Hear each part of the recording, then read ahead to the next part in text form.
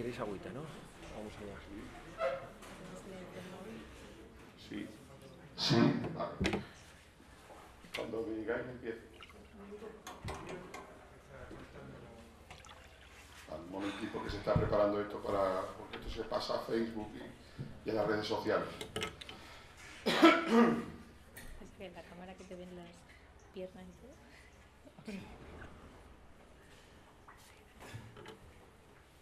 Cuando tú me digas.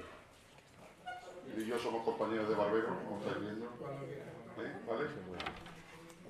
Bueno, buenas noches a todos, bienvenidos en esta velada que organiza La Revuelta, en esta reunión para atender y escuchar sobre todo a Javier Ortega. La Revuelta, para quienes no la conocen, es un espacio cultural que propicia el Club de Debate Melchor de Jovellanos, que ya ha cumplido 20 años, pero que desde hace 4, y gracias a una especie de micromecenazgo que compartimos con 130 personas casi, pues somos capaces de tener este espacio, que es un sitio en el que se albergan y se dan cobijo a los valores que defienden a la nación, a los valores que sostienen nuestras creencias, y que de esa puerta para adentro hay que dar muy pocas explicaciones para ocupar este atril.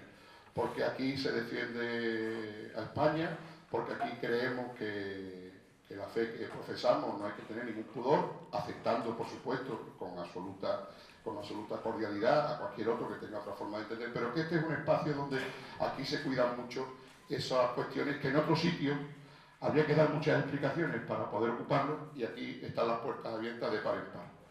El recibir aquí a un partido político no es nuevo, porque aquí este mismo atril lo han ocupado gente de muy diversas opciones políticas. Y Vox, siempre que nos lo ha pedido, ha tenido las puertas abiertas, porque entendemos que mientras más se silencie su presencia en los medios de comunicación, que están constantemente besando la mano del poder y vendidos a intereses bastante espurios, mientras más silencio se haga alrededor de Vox, más los vamos a coger aquí para que tengan un espacio donde decir qué es lo que piensan.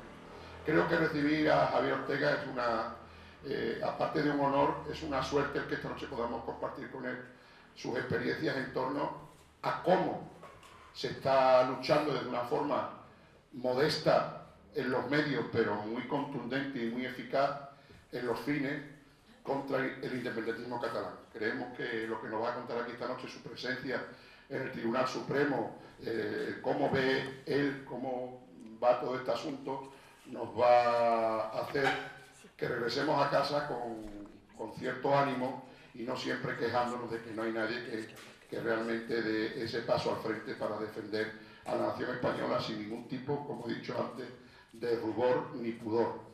Así que bienvenidos a La Revuelta, esta es vuestra casa, estamos entre amigos y no sé quién va a ocupar la palabra después de mí, pero solamente darle la bienvenida a Javier y agradecerle muchísimo todo su trabajo y el esfuerzo que hace. Así que bienvenido y estás en tu casa.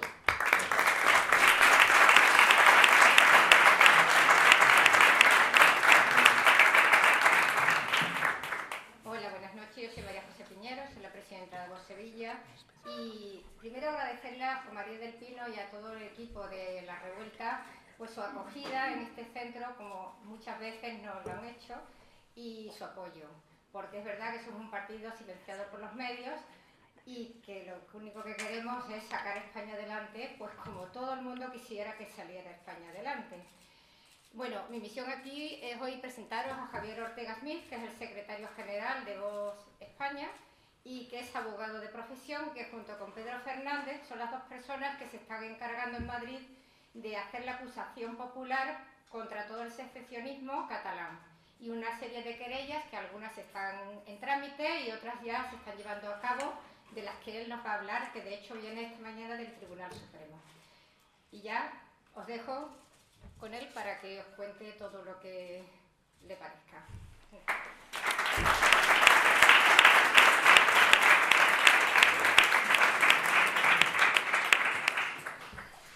Pues nada, muy buenas tardes, amigos.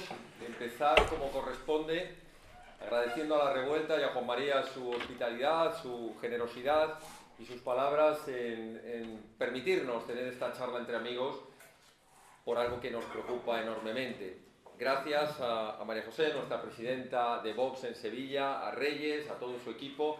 Gracias a Salud Anguita, nuestra concejal en Jaén y vicesecretaria nacional de Implantación Territorial.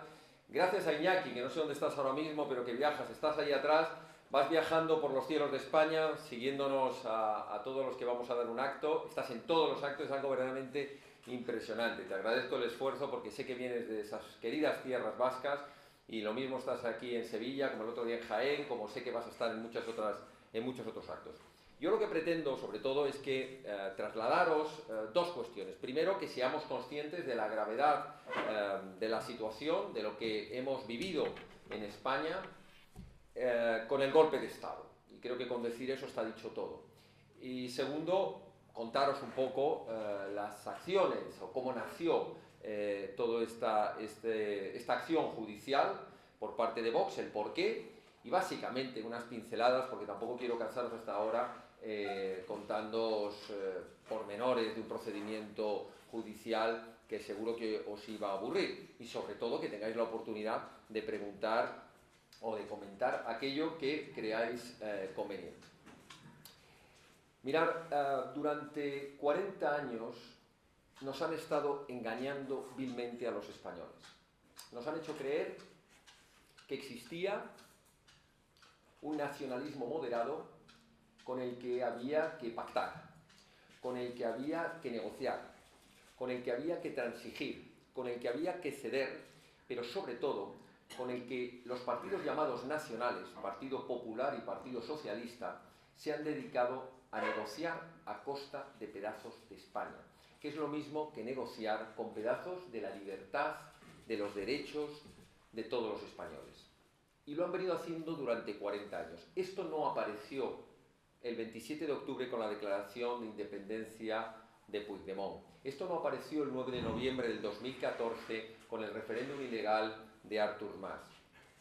Esto viene labrándose desde hace 40 años con el consentimiento, la traición y la cobardía de los partidos que se supone que representan al 80 o 90% de los españoles y que han asumido, además, durante muchos años, las responsabilidades de gobierno.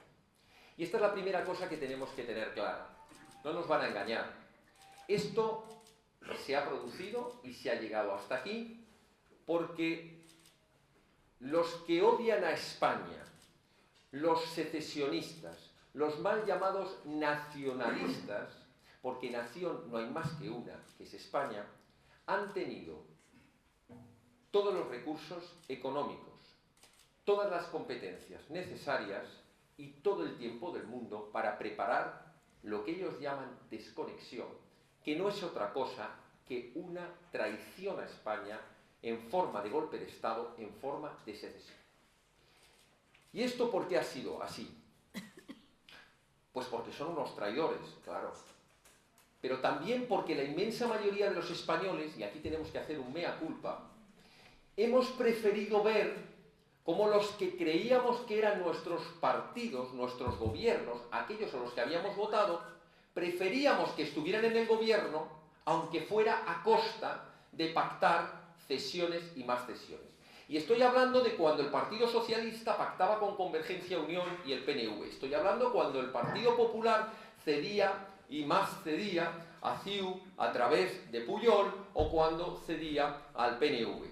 Y no me tengo que ir muy lejos, es que el gobierno actual de España está negociando su apoyo en los presupuestos con el Partido Nacionalista Vasco.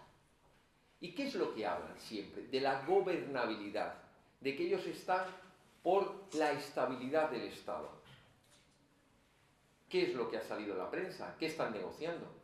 Una de las reivindicaciones de la banda terrorista ETA, el acercamiento de los presos. ¿Qué están negociando? Más cesiones y más dinero para el cupo vasco, que es una de esas grandes injusticias de desigualdad bajo la apariencia de histórico, como si no fuera histórica Sevilla, o no fuera histórica Castilla, o Aragón, o León, o Asturias. ¿Pero qué es esto de derechos históricos? Esto lo han permitido por el egoísmo de los partidos grandes que han preferido, con tal de mantenerse en el poder, pactar primero con quienes odian a España que el haber intentado grandes pactos de Estado entre las dos grandes formaciones políticas. ¿En qué situación nos encontramos en estos momentos? Pues que la consecuencia de todos esos años, de haber cedido especialmente en tres aspectos. El primero, el de las competencias de educación, que es la mayor aberración que puede hacer un Estado. Poner en manos de quienes odian la nación y quienes odian la libertad, nada menos que el futuro de esa nación, que son los jóvenes que tienen que estudiar. Se les ha cedido la competencia de educación. ¿Y qué es lo que han hecho? Llenar sus aulas de odio, de adoctrinamiento, de mentiras sobre la historia de España, de mentiras sobre la cuestión económica, de mentiras sobre los supuestos derechos de autodeterminación. Y han creado unas generaciones durante 40 años que son las que hoy forman esas filas de cachorros en la calle dispuestos a todo, a quemar vehículos de la Guardia Civil, a impedir actuaciones judiciales, a gritar y odiar a España, a quemar fotos de Su Majestad el Rey, a quemar banderas, a pitar al himno. Eso se ha permitido a base de quienes han permitido las concesiones en la cesión de la competencia de educación. El segundo...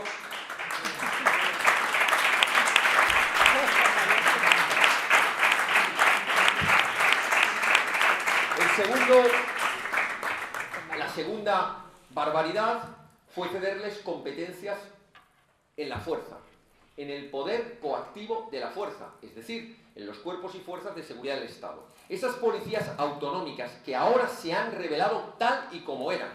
Y no estoy hablando de todos los Mossos, donde hay magníficos profesionales. Estoy hablando de haberles dejado que durante años fraguasen una dirección política, fuesen infiltrando en los mandos policiales, desde las cúpulas hasta los mandos intermedios, a quienes tenían como principal misión utilizar nada menos que un cuerpo armado, 17.000 hombres en el caso que estamos hablando de Cataluña con los Mossos, pero podíamos hablar de la Archancha o de la Policía Foral Navarra, dedicados exclusivamente a preparar la fuerza de choque, lo que iba a ser su fuerza golpista. Y la tercera cuestión, no menos importante, ha sido entregarles el relato, entregarles la voz. ¿Cómo? Mediante los medios de comunicación públicos, TV3, la Corporación Catalana de Medios Audiovisuales, TV3, Radio Cataluña, la RAC y así hasta 7 medios de comunicación, absolutamente ruinosos desde el punto de vista económico, pero absolutamente eficaces desde el punto de vista del daño y de la propaganda. Por tanto, si a un movimiento secesionista y golpista le entregas la fuerza armada, le entregas la propaganda en los medios y le entregas el adoctrinamiento, es cuestión de tiempo para que el Estado se rompa en pedazos o acabemos en una guerra civil. Y esto se ha tolerado. Y esto es lo grave. Se ha mirado para otro lado. Vosotros sabéis, y voy entrando ya un poco en las acciones de la acusación popular, que realmente nosotros no empezamos hace 4 días, como algunos creen. Empezamos allá, un 12 de octubre, Día de la Hispanidad, interponiendo una querella contra Artur Mas por ese referéndum del 9 de noviembre. Querella de la que tuvimos que apartarnos porque en unas extrañas maniobras conjugadas entre el Tribunal Superior de Justicia y la Fiscalía lograron apartarnos. ¿Y cómo lo hicieron? Poniendo por delante de nosotros, como dirección letrada de la acusación popular, a una organización que ya sabían ellos en ese momento que estaba bajo la grave sospecha y las pruebas de corrupción. Estoy hablando de Manos Limpias. Y saltaron por encima de nosotros, que habíamos puesto la querella el 12 de octubre, bajo el argumento de que no iban a tener en cuenta los hechos anteriores al 9 de noviembre, y que, por tanto, la primera querella que se había presentado, la primera acción popular, se había producido el día 10 de noviembre, o 11 de noviembre, que es cuando la interpuso Manos Limpias. Y segundo, imponiéndonos una fianza que en aquel momento no pudimos pagar, pero que además tampoco nos hubiera interesado pagarla, porque no hubiéramos podido actuar en el procedimiento. Se nos aparta de ese procedimiento. Hoy sabemos perfectamente y hemos corroborado por qué se nos apartó. Se nos apartó porque sabían que Manos Limpias caería bajo una importante acusación de corrupción y ya no estaríamos nosotros para defender la acusación popular? Estaría una asociación de policías que curiosamente apareció en el panorama 3 días antes, que no tiene ni afiliados ni sindicatos, pero que se dedicó a hacer una acusación light. Y ahí tenemos también el papel de la Fiscalía en aquel momento, porque no todos los fiscales son iguales.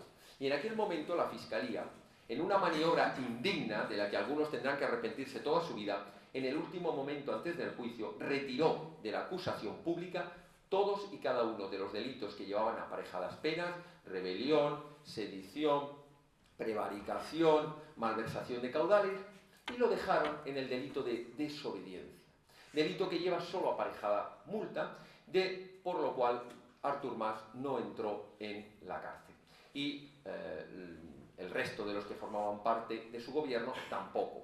Y se quedaron con multas. Multas que sí, que ahora les duele mucho y que andan pidiendo dinero, pero para la gravedad de los delitos, esos eran los delitos menores.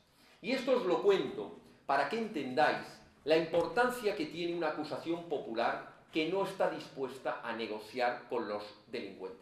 Una acusación popular como la que lleva Vox, y creo que van enterándose bien los golpistas quiénes somos en nuestros interrogatorios, porque vamos a la investigación de los hechos, vamos a la búsqueda de pruebas. Estamos permanentemente buscando pruebas porque saben que nuestro objetivo es uno muy claro: sentarles en el banquillo, que sean condenados y que pasen muchos años en prisión. Y lo saben, lo tienen muy clarito. Iniciamos nuestras acciones judiciales cuando descubrimos un hecho que para nosotros fue fundamental: que algunos de los ideólogos del golpe de Estado, y me estoy refiriendo al ex senador y ex juez Santiago Vidal, que fue quien preparó toda la estructura jurídica del golpe de Estado, del llamado Procés. Me estoy refiriendo a Luis Salvador Tenesa, que como secretario de Hacienda fue el que estuvo preparando toda la estructura económica bajo la mano directa del consejero de Hacienda y vicepresidente, Oriol Junqueras. Y me estoy refiriendo a un personaje siniestro, Carles Vives Pi Sunyer, que fue miembro del Tribunal Constitucional, nada menos, y que fue el que a través de un llamado Instituto de Estudios, primero se llamaban de autogobierno, luego lo disimuló y dijo Instituto de Estudios Autonómicos, fue quien diseñó toda esa estructura. Estos individuos son los más peligrosos. Aunque nos suene mucho Carles Puigdemont, o nos suene mucho Oriol Junqueras, o nos suene mucho Ana Gabriel, o nos suene mucho Ford, o Trapero, estos no son más que las caras visibles. Lo peligroso estuvo quienes estuvieron trabajando durante años estudiando las llamadas estructuras paralelas, es decir, creando por debajo de la estructura del Estado, de la estructura de la Generalidad, una estructura paralela que controlaban ellos. ¿Y qué es la estructura paralela? Era una hacienda paralela.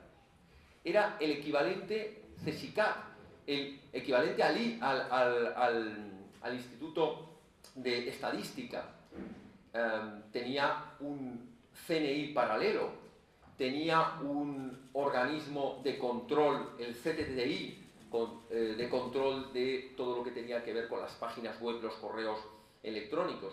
Fueron haciendo una sustitución paralela por debajo para tenerlo todo preparado. El organismo, los síndicos electorales, que sustituiría a la Junta Electoral Central, por supuesto los mandos de los Mossos preparados para sustituirlo inmediatamente y convertirse, por cierto, junto con un cuerpo de agentes forestales que también iban a ser el equivalente a su, entre comillas, ejército o fuerza en el control del campo.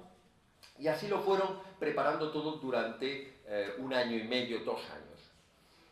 Y os decía que gracias a la vanidad y a que algunos de estos cerebros del proceso se fueron de la lengua, descubrimos que había realmente, que estaba ya muy avanzado todo ese proceso. Y esto lo descubrimos luego en las investigaciones de la policía, porque apareció el llamado documento que habréis escuchado, llamado Enfocat, un documento que junto con la famosa agenda de Jové describían perfectamente todas las estructuras. Había un comité estratégico, que es el que llevaba realmente la dirección del asunto, que por cierto acaba de ser una noticia muy interesante hoy, y estamos analizando los informes porque nos los han entregado esta mañana de la Guardia Civil, y parece que Roures estaba metido en ese comité estratégico, lo cual pues es muy interesante. vamos a ver en qué queda todo esto. Y tenemos también un comité ejecutivo con una serie de individuos de todos los niveles, y en ese entramado perfectamente coordinado había partidos políticos. Estaba CiU inicialmente, ahora llamado PDeCAT, estaba los llamados antisistema de la CUP, estaba Esquerra República de Cataluña, había una rama que es la que llevaba la movilización en la calle a través de la ANC y Òmnium Cultural, las dos asociaciones entre comillas civiles, pero que son una estructura claramente derivada, pagada, financiada y organizada por la Generalidad. Estaban miembros, por supuesto, dentro de las estructuras de la propia Generalidad, en todas las consejerías. Hablamos también del papel de los Mossos. Había también, está importante el papel de la AMI, de la Asociación de Municipios por la Independencia, que era la estructura municipal que también estaban trabando. Y así vamos viendo cómo se iban entremezclando partidos, sindicatos también, incluso sindicatos policiales, asociaciones supuestamente civiles, etcétera, etcétera. Todo ello estaba formando un impresionante entramado. En este momento, investigados, antiguamente llamados imputados para entendernos, hay 32 personas, pero nosotros calculamos que puede llegar hasta el centenar. Y había muchos más, y hay muchos más, pero digamos que estamos apuntando a todas las que fueron cabezas realmente dentro de este golpe. Cuando nos dicen gracias Vox por lo que estáis haciendo, nosotros inmediatamente decimos, y hoy lo he tenido que decir a unos periodistas en un reportaje, gracias a mucha otra gente. Y yo quiero repetirlo aquí, para que sepamos que no somos solo los de Vox. Hay que darle las gracias al magistrado valiente del juzgado de instrucción número 13. Porque cuando cayó esa causa en su juzgado, podía haber hecho como tantos otros juzgados con otras querellas que hemos puesto, que ha sido mirar para otro lado y archivarla. Pero este tuvo la valentía de admitirla a trámite y empezar a aceptarnos una tras otra pruebas de investigación. Gracias, por supuesto, a la Policía Nacional y a la Guardia Civil, que han trabajado lo que no está escrito. Miles de folios. Todos los días nos llegan una media de 250 folios, 300 folios de distintos informes. Se abrieron líneas de investigación, se han abierto y hay muchas pendientes en todas las direcciones. La dirección de la financiación, la dirección de los medios de comunicación, la dirección de la investigación que hicieron incluso de jueces y fiscales para saber en sus listas negras quiénes se iban a ser afines y quiénes no. La investigación es permanente y sigue llegando información. Por tanto, la Policía Judicial, a través de Policía Nacional y Guardia Civil, ha hecho una labor impresionante y la sigue haciendo. Por supuesto que no podemos olvidarnos de una persona excepcional, que también la traigo hoy aquí al recuerdo. Tuvimos la suerte de que una vez interpuesta nuestra querella, en España había un fiscal general del Estado, como nos merecemos los españoles, un fiscal general del Estado como José Manuel Maza, que descanse en paz, falleció, pero dejó una obra impresionante. El fiscal Maza, desde que tuvimos el primer encuentro con él, entendió el valor de nuestra acusación, preparó dos importantes querellas, una ante la Audiencia Nacional y ante el Tribunal Supremo, que han sido el espaldarazo para nuestra acusación. Os aseguro que hubiera sido muchísimo más complicado el poder defender lo que estamos defendiendo ahora en la Audiencia Nacional, en el Tribunal Supremo, en el Tribunal Superior de Justicia, si no hubiéramos tenido el apoyo de la Fiscalía General del Estado.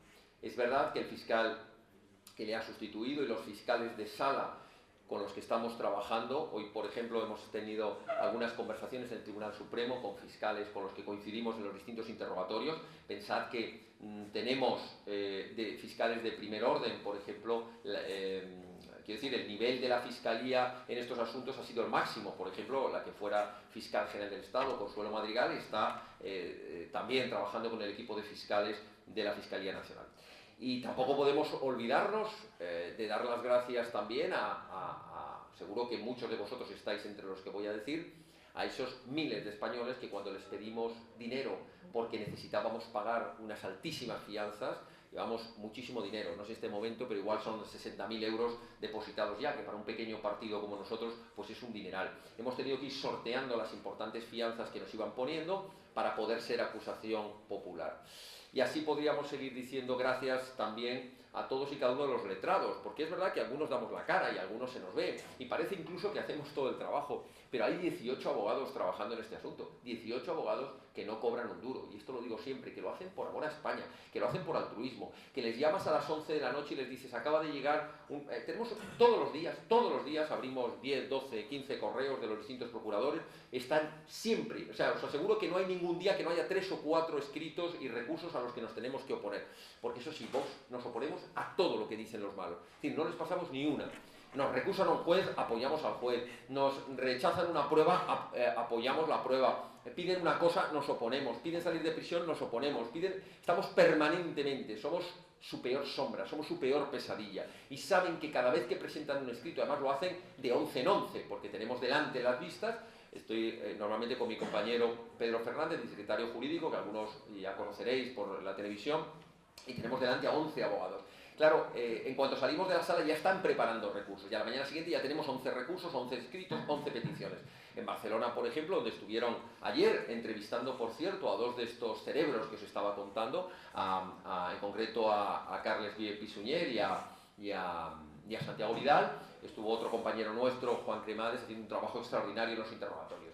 Y así os diría que tenemos 18 abogados, que no los veis, que no los conocéis, y que, por cierto, están en todas las provincias de España, porque es que además pues, le pedimos recursos a abogados que están en Cádiz y luego se presentan al día siguiente por la mañana en el Supremo, le pedimos a abogados que están en Alicante y se presentan en Barcelona, porque si no obtuviéramos todo ese apoyo sería realmente imposible. Bien, no me quiero alargar mucho más, porque también quiero que podáis, ya digo, preguntar, y seguro que de las preguntas pues iremos añadiendo más cuestiones. Yo ahora, permitirme que os haga una valoración política de lo que tenemos de ahora en adelante. El objetivo judicial es, por supuesto, sentarlos en el banquillo, condenarlos y desactivar de una manera efectiva esa organización delictiva. Esa organización delictiva significa que no son elementos sueltos cometiendo delitos, es un entramado perfectamente estructurado, con una hoja de ruta, con un reparto de papeles, donde cada uno tenía su misión y sabía lo que tenía que hacer, sabía con quién tenía que hablar. Y eso lo vamos viendo, porque cuando analizamos las cientos y cientos de horas de intervenciones telefónicas, de correos electrónicos, de WhatsApp, de mensajes, nos damos cuenta cómo los personajes que aparecen por un lado vuelven a aparecer en otra reunión, cómo luego vuelven a comunicarse con otro. El entramado estaba perfectamente tejido, la red estaba perfectamente tejida. Pero yo quiero haceros una valoración de futuro. Es verdad que nuestro objetivo principal, desde un punto de vista judicial, es derrotarlos en los tribunales y que sean condenados. Pero más importante que todo eso es que seamos capaces con este procedimiento, y ahí os pido ayuda a todos y cada uno de vosotros, tenemos que trasladar a nuestros compatriotas que esto no puede volver a ocurrir.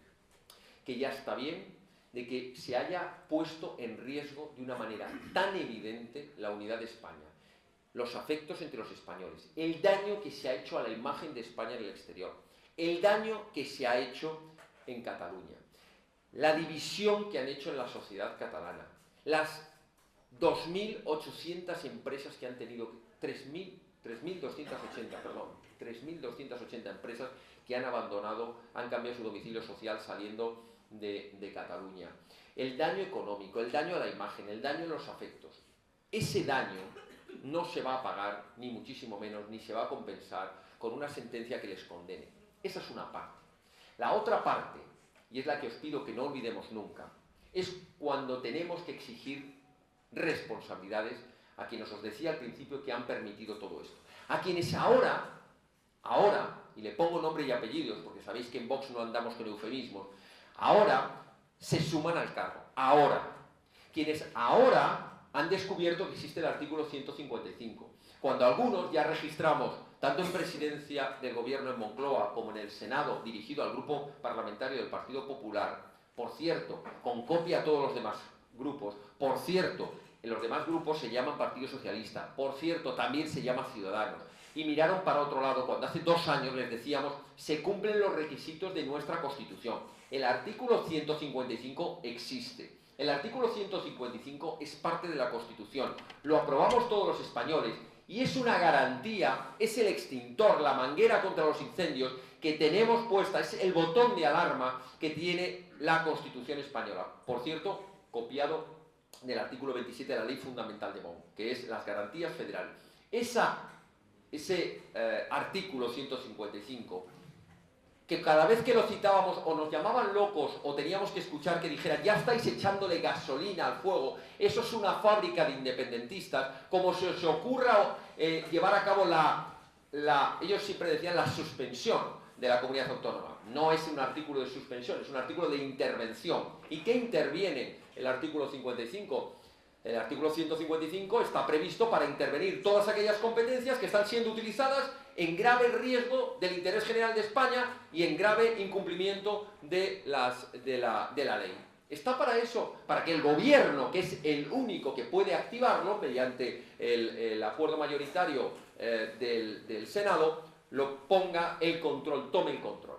Y aquí es donde quería llegar con la cuestión del artículo 155. Esa gran mentira que ha sido una aplicación de teatro, de opereta.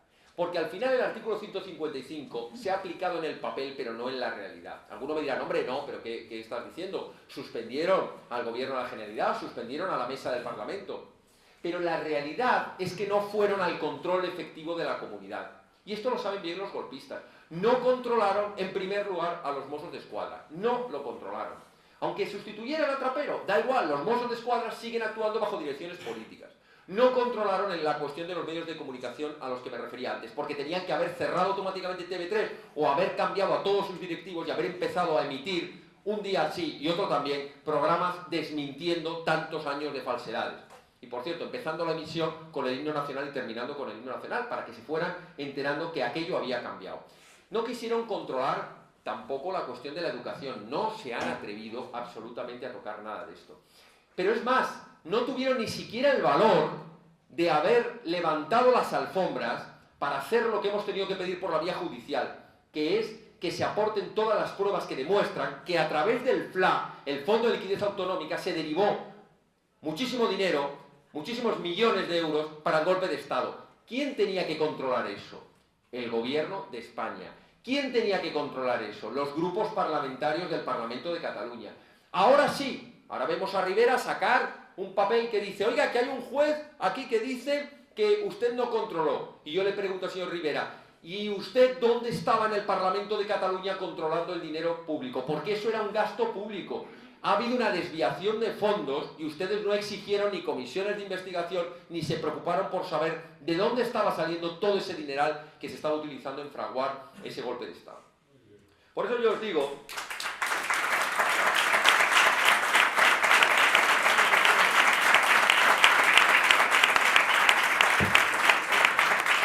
Por eso yo os digo que nos queda una tarea muy importante y muy difícil por delante. Y no me estoy refiriendo solo al trabajo judicial, me estoy refiriendo a una tarea muy importante que es la de hacer que despierten los españoles, nuestros compatriotas, y que no nos vuelvan a engañar. Mirad, el engaño, quedaros con esto, viene en la segunda parte, cuando van a empezar a vendernos que ha llegado el momento de reformar la Constitución, que hay que encontrar el encaje de Cataluña, que hay que lograr una solución negociada y política, y que a partir de este momento los españoles tenemos que pensar que, bueno, pues que hay otras formas de entender España, y ahí aparecerá el Partido Socialista hablándonos de la España plurinacional. Pero también aparecerá el Partido Popular hablándonos de la necesidad de llegar a acuerdos, como ya lo vimos pocos días antes del 27 de octubre, el ministro de Hacienda hablándoles de que había que lograr un pacto de financiación, que había que reformar la financiación, es decir, todavía más y más cesiones, que había que ver cómo contentarlos. Siguen en lo mismo de hace 40 años. A ver cómo contentamos a la fiera, a ver si, acariciándola suavemente, a ver si a base de darle más de comer, la pantera o el tigre ya no nos amenaza. Y no se dan cuenta que cuando tienes una amenaza, la manera de combatirlo es debilitarlo, es quitarle el alimento, es encerrarlo, es marginarlo, es cerrarle los cauces, es acorralarlo en todos los puntos de vista, político, jurídico, económico. Es ilegalizando los partidos políticos que llevan en su seno el ADN de la destrucción de España, del enfrentamiento. Y eso se hace modificando la ley de partidos políticos. Y igual que la ley de partidos políticos dice que no puede haber partidos políticos terroristas, nosotros queremos, y lo vamos a proponer así a la sociedad española, que haya una modificación en la ley de partidos políticos y en su día en la Constitución, para que se digan cosas tan evidentes como dice, por ejemplo, la Constitución alemana. Creo recordar el artículo 22. Dice: todos los partidos que lleven en sí el ataque o el intento de destrucción de la unidad federal alemana son partidos ilegales, punto. O la portuguesa, cuando dice: no podrá presentarse un solo partido que en su objetivo solo tenga una parte del territorio portugués.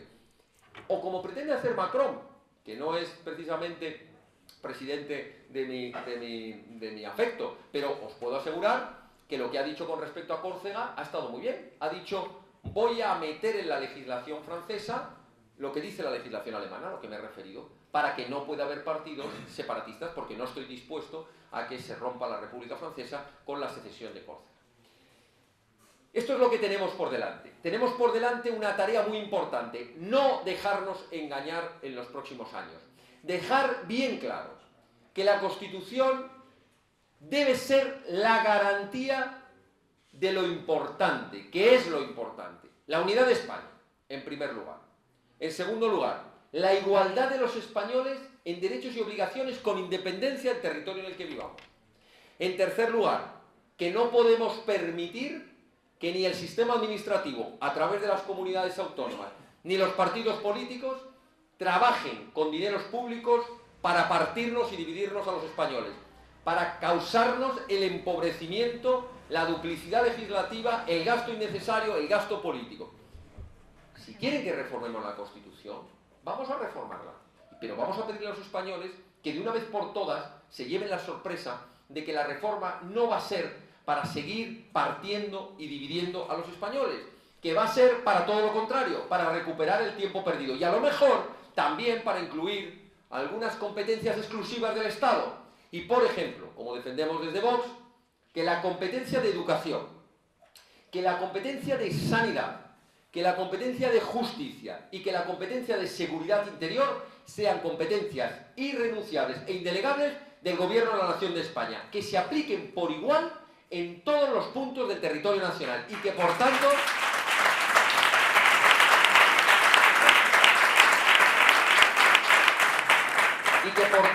no puede haber un solo estatuto de autonomía, no puede haber ningún reyezuelo de ninguna de las taifas de España que pueda pretender, mediante esos cuatro sistemas, la seguridad, la sanidad, la educación y la justicia, puedan intentar destruir la nación española, dividirnos e enfrentarnos. ¿Quieren reforma? Pues seamos valientes, enfrentémonos a cualquier cesión más y empecemos a exigir esto. Queremos referéndum para que se nos pregunte a los españoles qué se va a hacer con las competencias que vertebran a la nación. Y de ahí al siguiente paso, que es empezar a cuestionarse el modelo territorial, solo hay 2 días. Voy a terminar para que podáis hacer aquellos comentarios o preguntas que creáis convenientes, haciéndoos una manifestación pública de compromiso.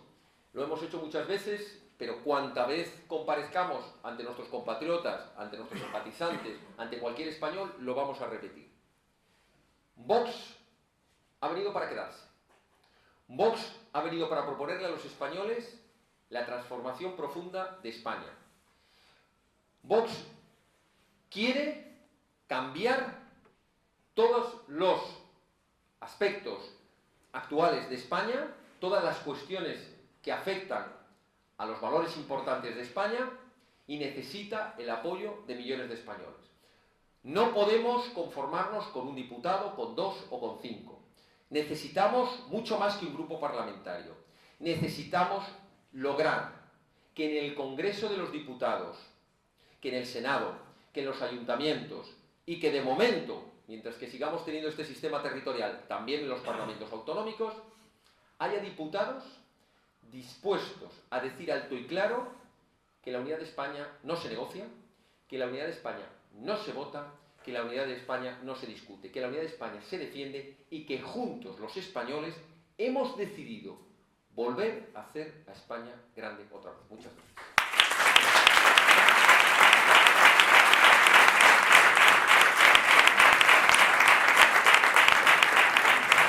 Muchas gracias, Javier, muchas gracias.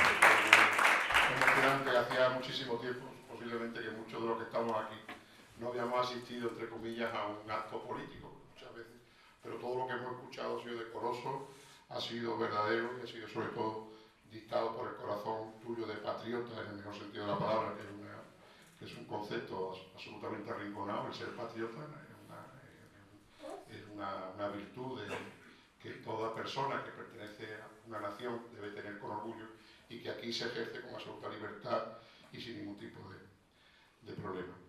Yo os invito ahora a que las personas que vayan a hacer alguna pregunta levanten la mano para tener algún orden, porque si no esto es un garimatías.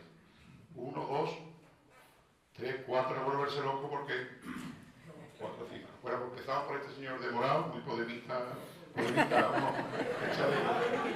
así que por favor, tuya la palabra.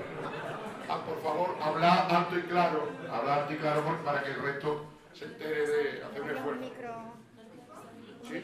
No había un micro para pasar. No tenemos, que esto es un sitio, somos pobres, que dicen los gitanos. No, pero otra vez que lo hemos tenido. Ustedes tienen una azafata magnífica pasando el micrófono, pero hay que hablar alto y claro. Buenas noches y muchas gracias por estar aquí. No pertenezco a vos, no voy mucho con vuestra ideología, pero sí estoy aquí reconociendo la valentía que habéis tenido, ¿no? Que siendo poco y con poco poder adquisitivo, pues la verdad es que está haciendo una labor encomiable. Yo sueño en alto, ¿para cuándo una querella criminal directamente contra el señor Rajoy y el señor Rodríguez Zapatero?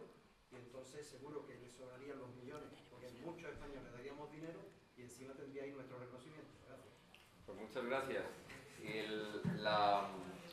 No siempre las preguntas y los deseos y los sueños se cumplen, pero en este caso ya se ha cumplido. La querella contra Mariano Rajoy se presentó hace varios meses por delitos de dejación de funciones, por delitos de desobediencia a las órdenes de los tribunales, porque entendimos que el presidente del gobierno, al margen de que fuera Mariano Rajoy, al margen de que fuera del Partido Popular, resulta que los españoles, cuando aprobamos la Constitución de 1978, le otorgamos en exclusividad, no lo puede ordenar ni el Tribunal Supremo, ni el Tribunal Constitucional, ni el Fiscal General del Estado, no hay ninguna institución en el Estado, salvo el Gobierno de la Nación, que preside el presidente del Gobierno, y es el único que puede activar el mecanismo del artículo 155. Por tanto, está interpuesta la querella ante la Sala de lo Penal del Tribunal Supremo.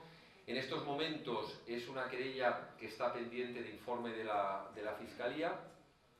No voy a decir que tenga muchas esperanzas en que la vayan a admitir a trámite, pero nosotros teníamos que cumplir nuestro deber. Estuvimos debatiendo en el equipo jurídico y después en el Comité Ejecutivo Nacional de Vox si convenía hacer esta querella, no porque no entendiéramos que había muchas razones, sino porque algunos podrían pensar que detrás de esa querella había, pues no sé, un afán de protagonismo por ir directamente contra el presidente del gobierno. Y de verdad que el resultado final fue, tenemos que interponerla porque en conciencia creemos que es el responsable de no haber parado esto a tiempo.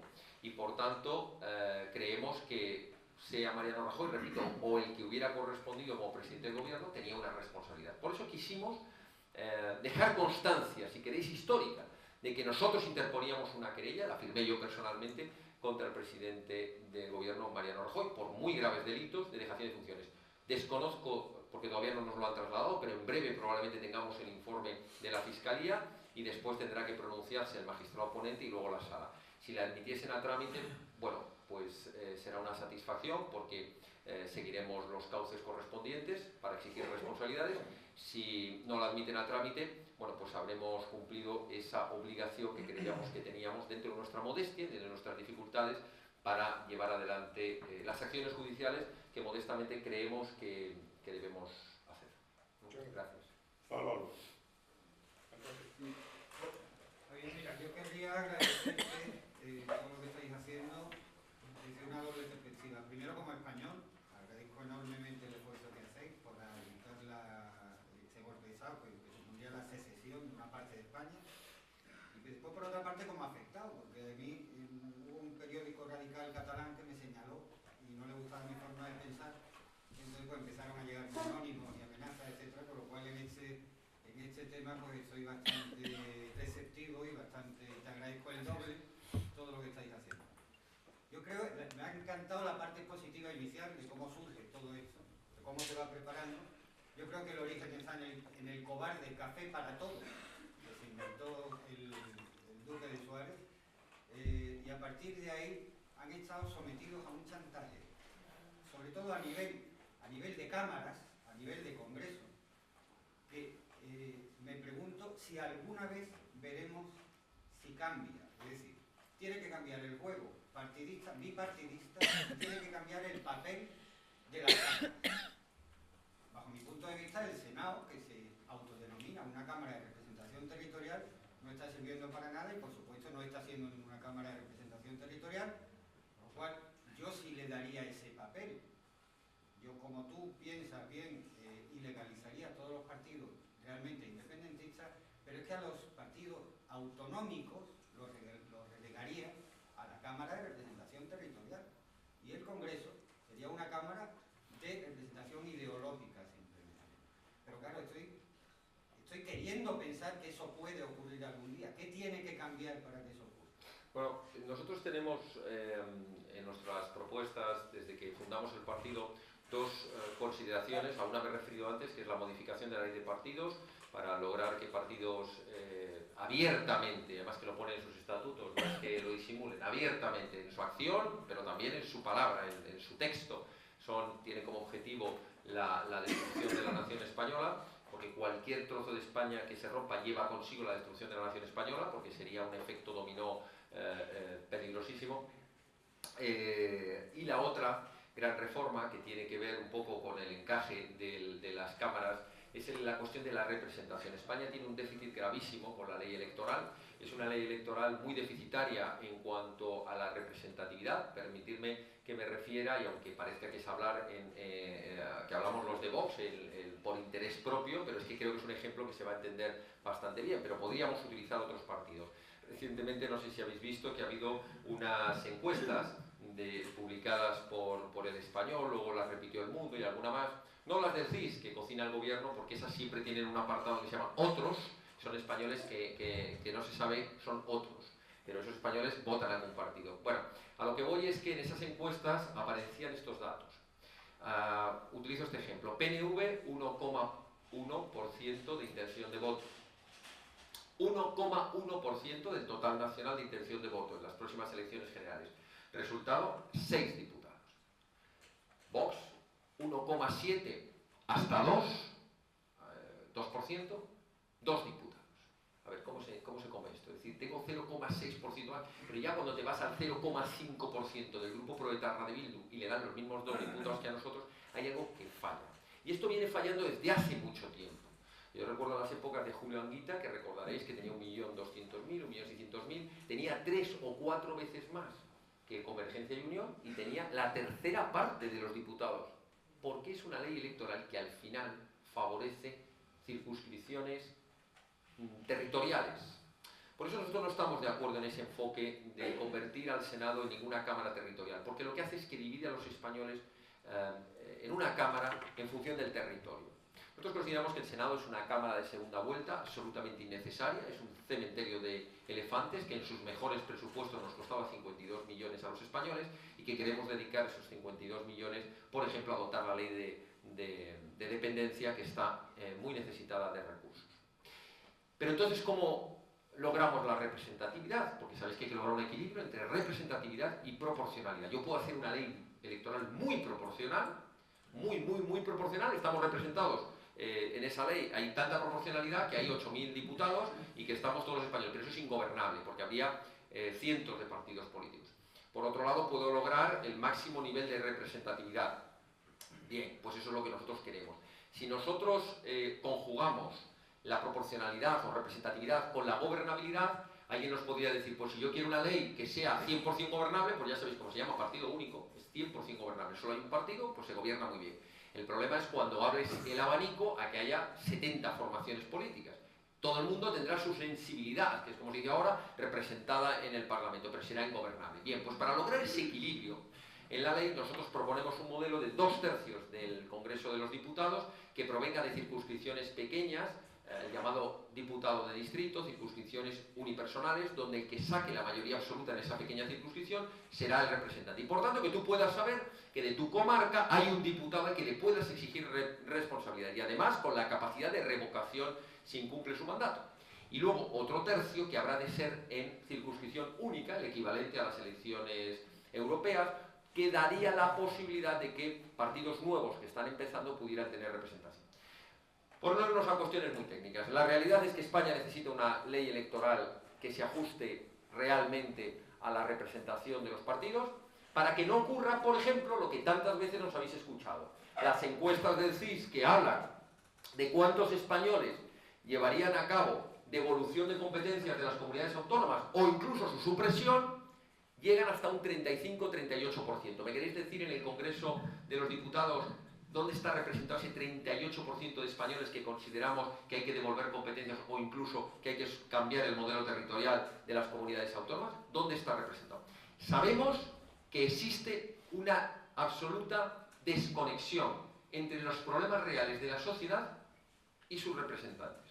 Bueno, pues eso se puede corregir, y se puede corregir con una ley electoral que sea mucho más proporcional sin perder la gobernabilidad. Dicen que ahora se han puesto de acuerdo Ciudadanos y Podemos. Bien, yo no he visto, y no sé si alguno habéis tenido la oportunidad de ver en qué consiste ese proyecto, pero bienvenido sea. Aunque lo hagan por interés propio, bienvenido sea. Y por cierto, en España no ha habido bipartidismo. Esto es una cosa que siempre hay que remarcarla. En España ha habido un cuarteto, el cuarteto del desastre, de la traición, que estaban formados con dos grandes partidos, como mencionaba antes, y luego estaban los adláteres, que estaba CiU y PNV, CiU y PNV. Iban jugando en la balanza y se iban poniendo en un sitio o en otro para darle o la mayoría a uno o la mayoría a otro. Ese cuarteto ha sido el que ha secuestrado realmente la voluntad de los españoles. ¿Y por qué digo secuestrado? Alguien me dirá, hombre, pues si sumado el Partido Popular y digo el Partido Socialista, era la mayoría de los votos de los españoles. Ya, pero es que al final terminaban haciendo lo que les condicionaba a quienes no tenían ni el 8% de los votos, ni el 5%. Bueno, la suma total de los nacionalistas llegaba al 8%, pero en concreto CiU o el PNV llegaban al 3-4%. Estábamos secuestrados. Millones de españoles que otorgábamos nuestros votos a dos grandes partidos, secuestrados por las llamadas minorías nacionalistas, que son separatistas, secesionistas y además absolutamente traidoras a cualquier interés nacional. No sé si queda más o menos contestada, pero evidentemente hay que afrontar como una reforma urgente la del sistema electoral y el sistema de representación en España. Muchas gracias. Es importante que quienes tomen la palabra hagan una pregunta, no den un pequeño discurso, sino ponte en pie, por favor. Claro que si no estamos aquí hasta el día del corpus. Este señor, ahora le toca a usted. Sí, levántese usted, por favor. Buenas noches. Mira, yo le quería decir simplemente qué opinión tiene el partido que representa a usted sobre el señor Boadella. ¿Le puede hacer daño a estos nacionalistas? Lo de la cuestión de Tabarnia, ¿no? Sí. Ah, pues nos parece estupendo. A mí, yo sé que ha habido incluso afiliados nuestros, ¿no?, que nos han llamado preocupados diciendo, Dios mío, esto de Tabarnia, ¿no?, esto de Tarragona y Barcelona, a ver si es que al final estamos fomentando también otra división, otro separatismo. Y yo les tranquilizaba, digo, mira, vamos a ver. La lucha contra el secesionismo en España hay que combatirla en muchos frentes y cada uno de nosotros puede ser más bueno en un frente determinado. Uno sería el frente judicial, por resumirlo. Otro es el frente mediático, hay que salir a los medios de comunicación, hay que dar la batalla. Otro, evidentemente, es en la educación, hay que contrarrestar todas las mentiras que se puedan con conferencias, con profesores valientes, ¿no? Y otra, ¿por qué no?, es, otra que no nos olvidemos, es en los balcones de nuestras casas, poniendo la bandera de España. Eso es muy importante, porque estamos visualizando. Me preguntó un periodista esta mañana del Supremo que si creía necesario seguir manteniendo las banderas en los balcones.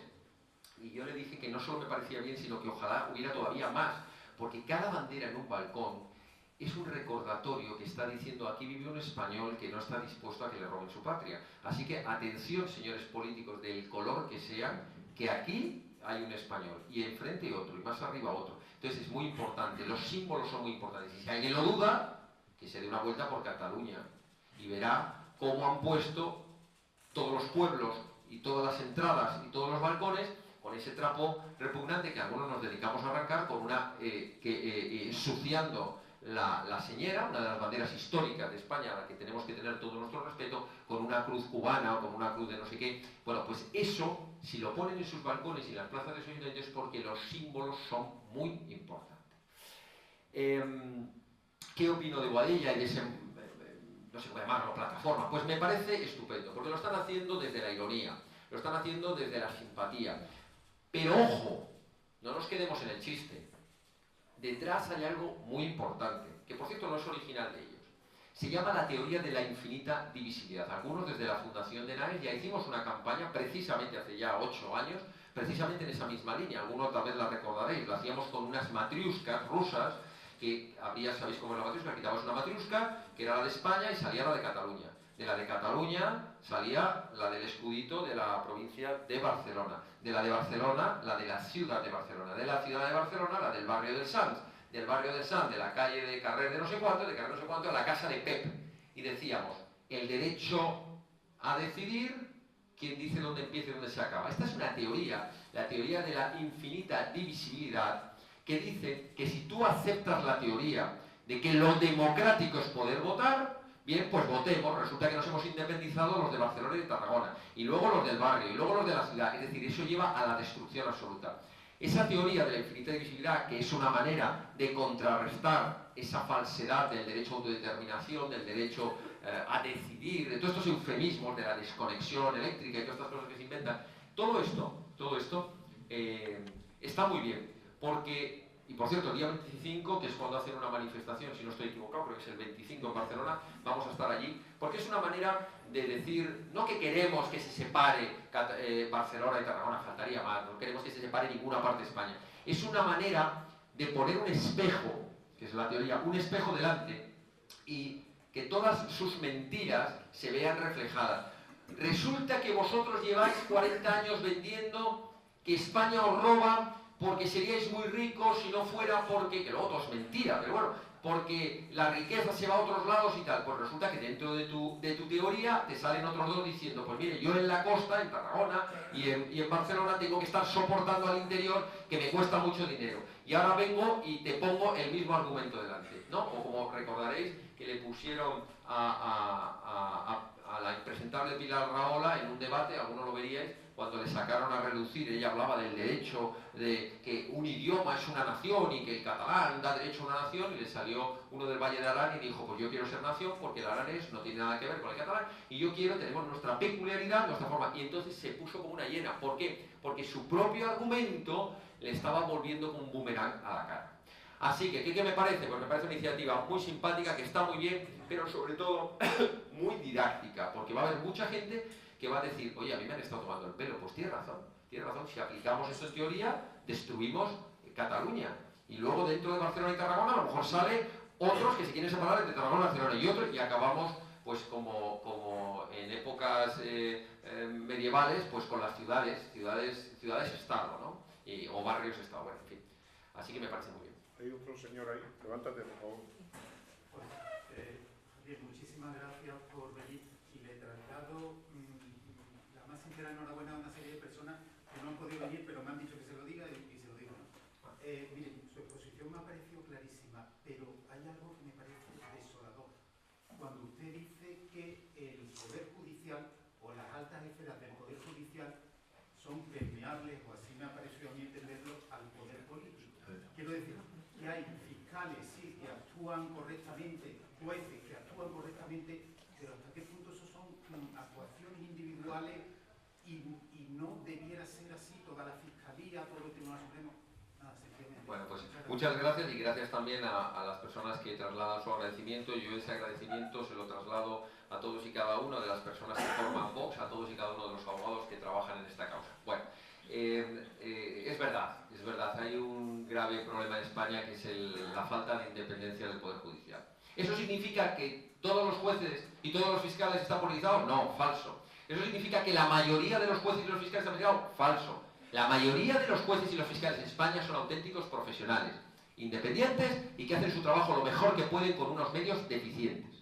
Ahora bien, las estructuras del Estado, desde que en el año 1985 se modificó la ley del Consejo General del Poder Judicial, se metió el virus de la politización en ese Consejo. Y por tanto tenemos que puestos claves en el Poder Judicial. Estamos hablando principalmente en las salas de lo penal. Bueno, empecemos por el orden de gravedad. Primero por ese tribunal político, que es el Tribunal Constitucional, que no es ni siquiera un órgano jurisdiccional de la estructura del Estado, es de la estructura judicial, es al final un órgano constitucional que nosotros proponemos a los españoles que deberíamos disolverlo y, como tantos otros países, crear una sala sexta. Sabéis que en el Tribunal Supremo hay 5 salas, de lo civil, de lo penal, de lo contencioso administrativo, de lo laboral y lo militar, una sala sexta que fuera de lo constitucional, establecida o formada por magistrados de carrera especialistas en derecho constitucional para tratar todas las cuestiones de recursos de amparo, de cuestiones de inconstitucionalidad, etcétera, etcétera. El Tribunal Constitucional en primer lugar, salas del Tribunal Supremo, especialmente la sala de lo penal, que han tenido pues muchos puestos, han sido por designación o por impulso político a través de las designaciones que se aprueban en el Consejo General del Poder Judicial. Lamentablemente también los Tribunales Superiores de Justicia, con los magistrados que eligen directamente los parlamentos autonómicos.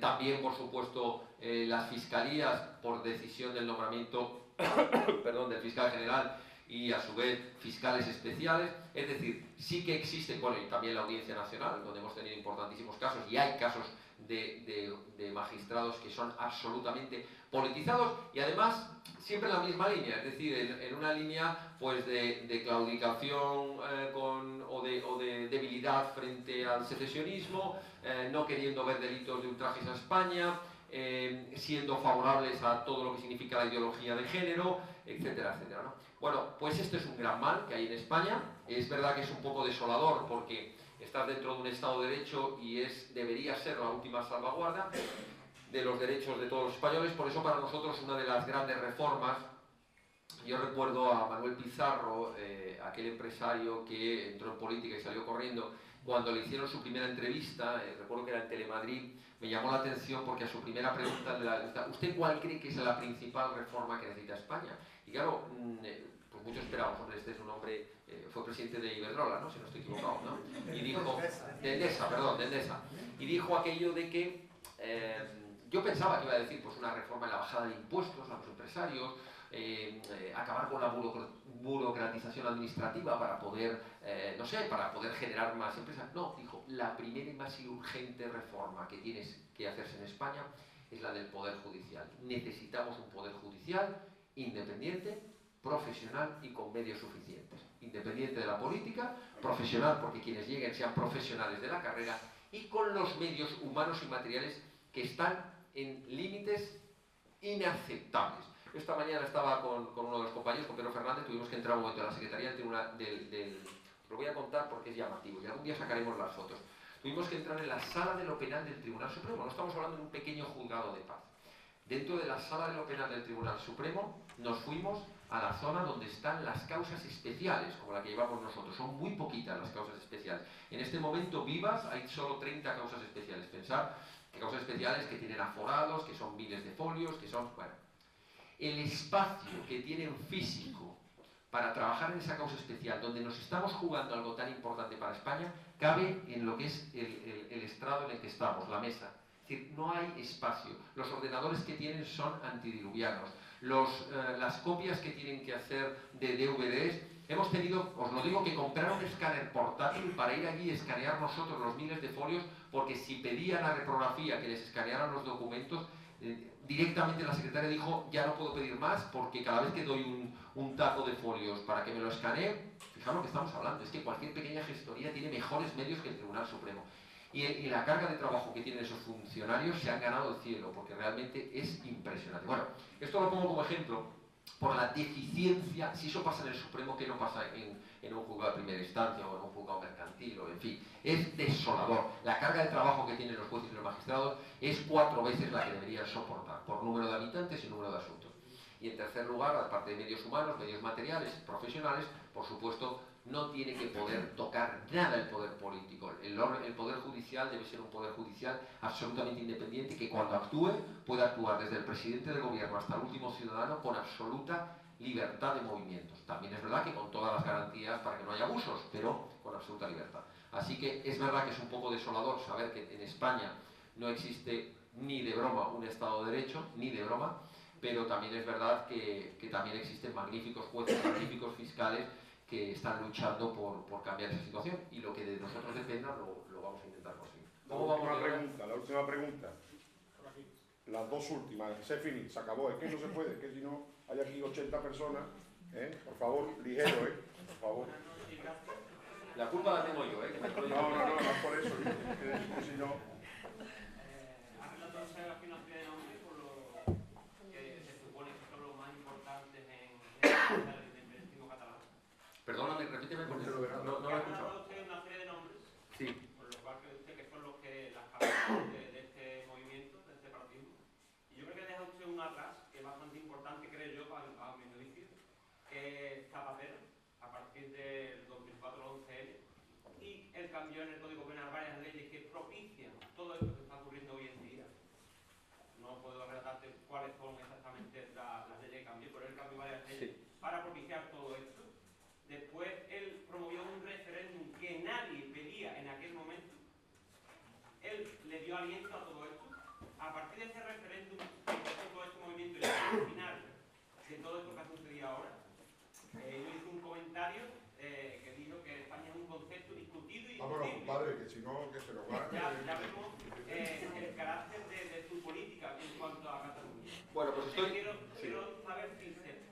El papel de Zapatero en toda esta historia. Ninguna condena, ni ninguna denuncia, Sí. ni de imputar denuncia, toda esta serie de cosas que ha llevado a cabo, que creo que es una de las cabezas importantes, porque sin él nada de esto Bueno, creo. muchas gracias. De verdad que es verdad a medias.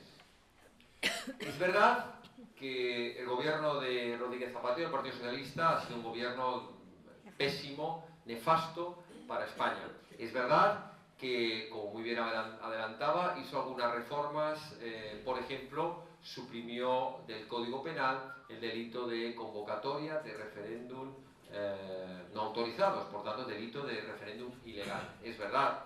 Es verdad que el Partido Socialista, no exactamente ZP, pero el Partido Socialista también fue uno de los principales autores en aquella reforma de 1985 para modificar la Ley Orgánica del Poder Judicial y permitir la mayor politización del órgano. Es verdad.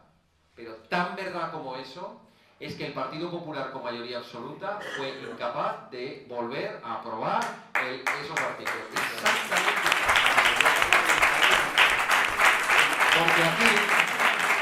Porque aquí en España, unos por acción, traición, otros por omisión, cobardía, al final quien paga el pato siempre es España y los españoles.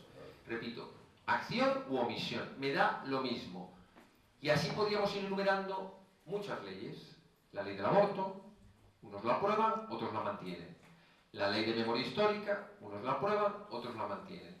Las leyes de ideología LGTBI, unos la aprueban, otros las aprueban y las aprueban y las aprueban, porque las han repetido 20 veces. Si yo os pregunto, uno de los mayores ataques que hay contra los derechos de los españoles, me diréis que, entre otros, está el derecho a la lengua, a defender el poder hablar en la lengua española, en la educación, en la administración de justicia, en la administración.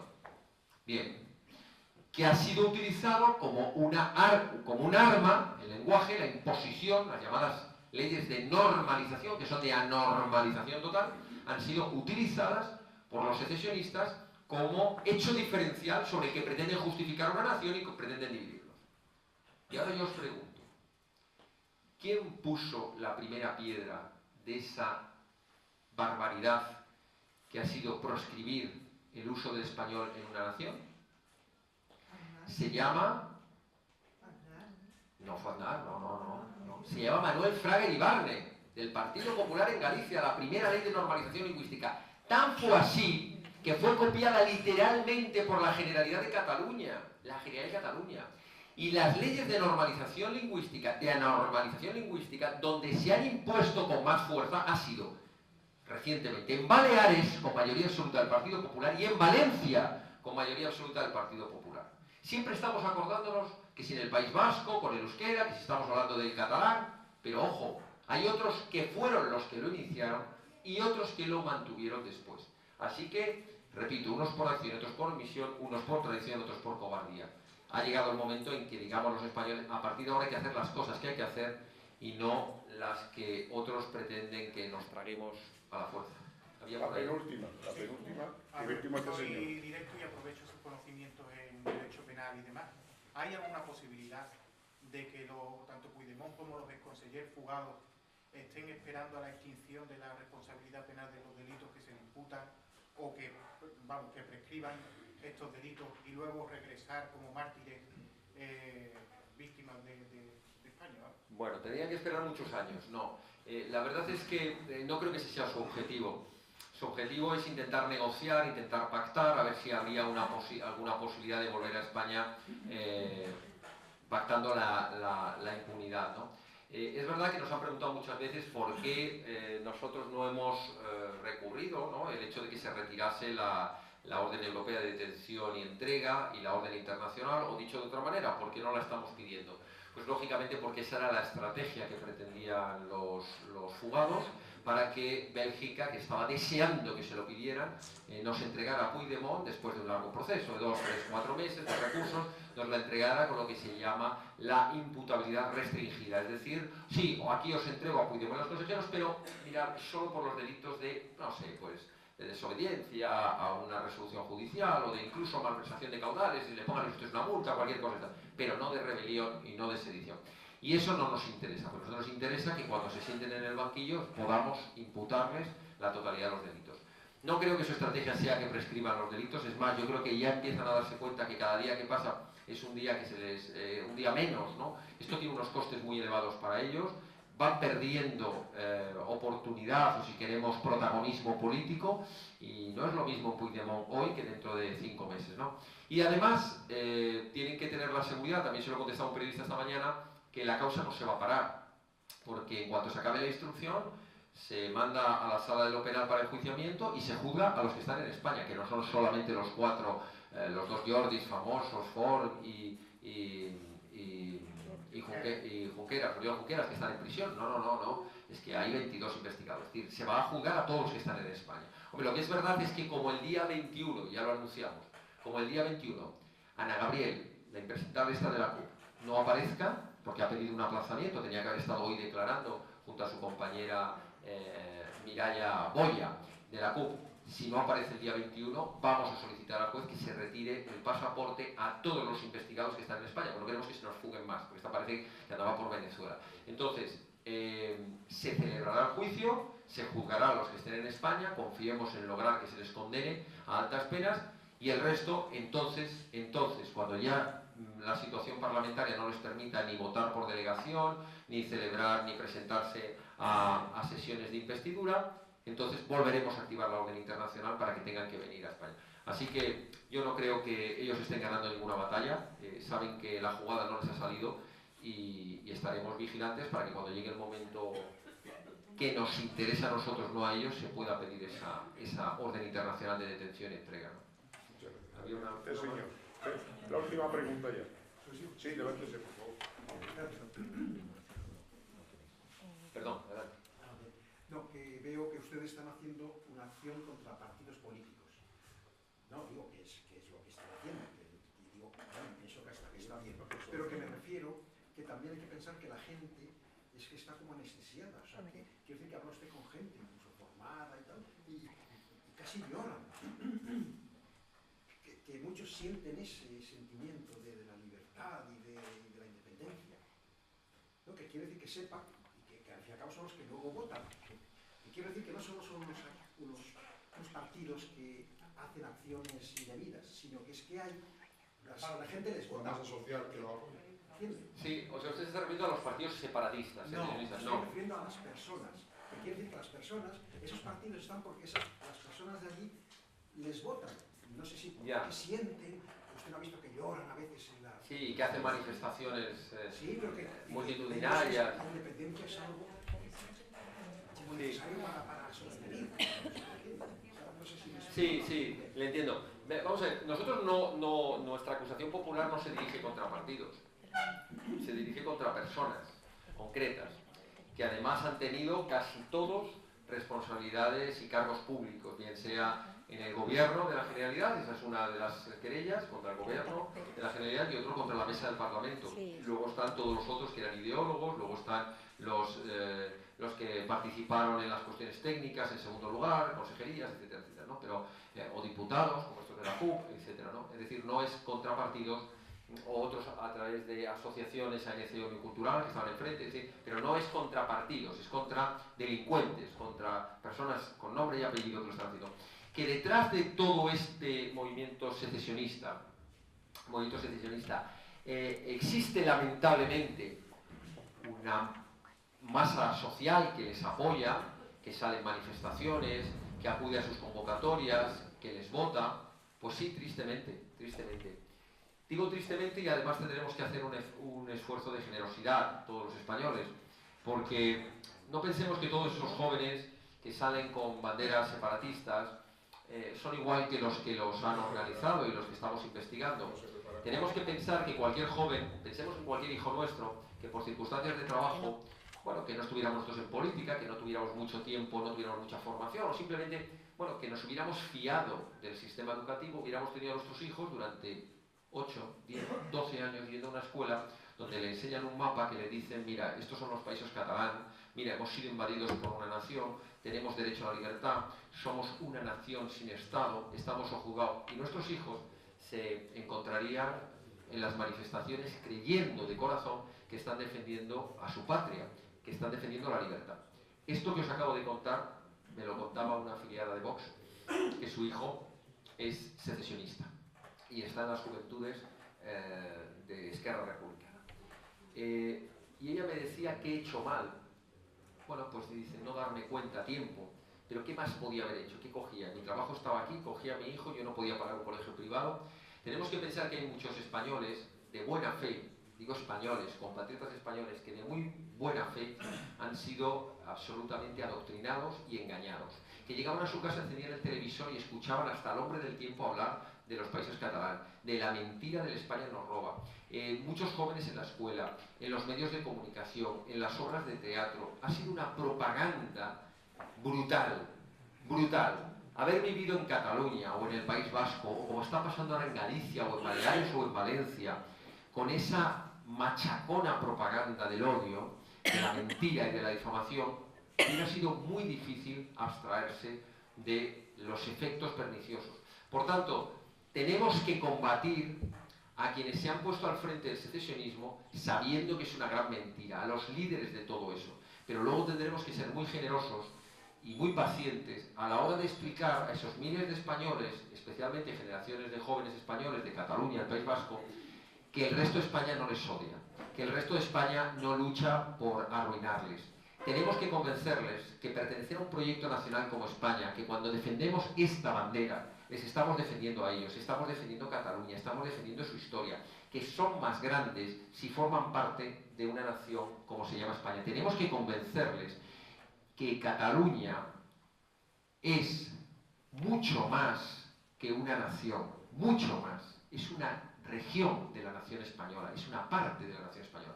Entonces ese es un esfuerzo pedagógico que tendremos que hacer durante muchos años, pero lo primero que tenemos que hacer es convencer a los españoles que al frente del gobierno de la nación de España tiene que haber el gobierno de la nación de España, defendiendo los intereses de España, para luego empezar a convencer a cada uno de los españoles que merece la pena defender este proyecto común. Así que es verdad que tenemos una tarea muy importante por delante, que es deshacer las mentiras, el adoctrinamiento. Pero esto se puede hacer, porque se ha hecho muchas veces en la historia. Se hizo en Alemania, tras un régimen nazi que había convertido a sus juventudes en auténticos monstruos. Y se hizo en muchos países que salieron del comunismo, a base de explicarles que el lavado de cerebro había sido, pues eso, un lavado de cerebro, una mentira, y que la realidad que les habían dibujado era muy distinta a la verdad. Así que tendremos que hacer un esfuerzo muy grande. ¿Cuánto vamos a tardar? ¿10 años? ¿20 años?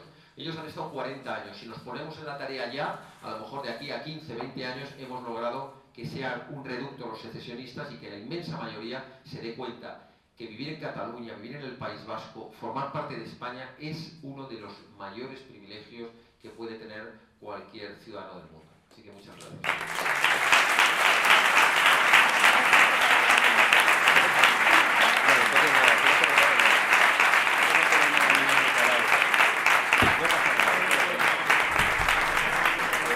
Muchas gracias, Javier. Buenas noches. El acto ha terminado. Volvéis cuando queráis. Gracias.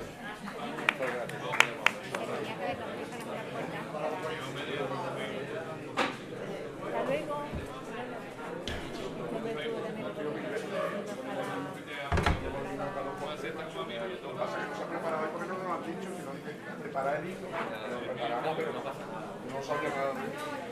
No hemos puesto el himno de España, pero...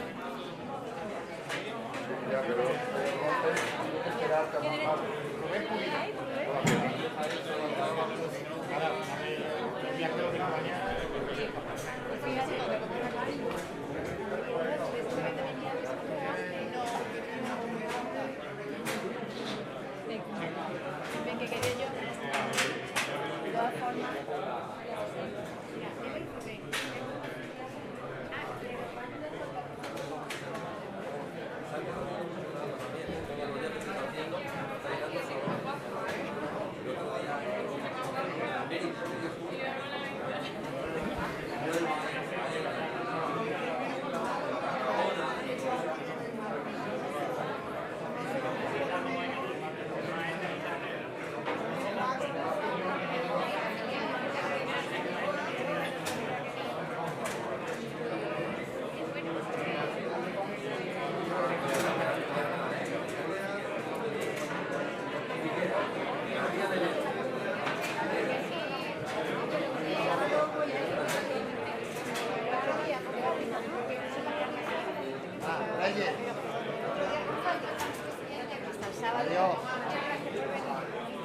Ya me mandaron el carnet.